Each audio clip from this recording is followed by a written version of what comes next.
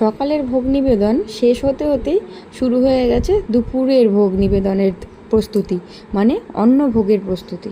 আমার ননদিনী অলরেডি শুরু করে দিয়েছে রান্না করা।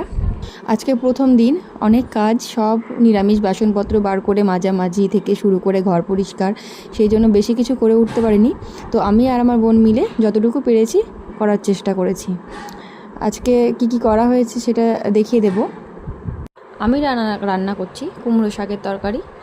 আমার ননদিনী করেছে ভাত, ডাল, 3 রকমের ভাজা, আর আলু দিয়ে কচু দিয়ে তরকারি করেছে, আর স্যালাড। আজকের মেনু এটাই জগন্নাথ দেবের জন্য।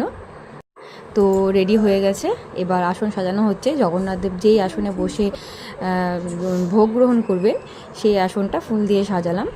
এবার একটা মালা বানিয়েছি, তো মালাটা পরিয়ে দেওয়ার পরে জগন্নাথ দেবের সামনে ভোগ নিবেদন করা হবে। ভাত, ডাল, 3 রকমের ভাজা, স্যালাড, কুমড়ো শাক আর আলু দিয়ে কচু দিয়ে তরকারি দিয়ে আমাদের পুজো শুরু হয়ে গেছে।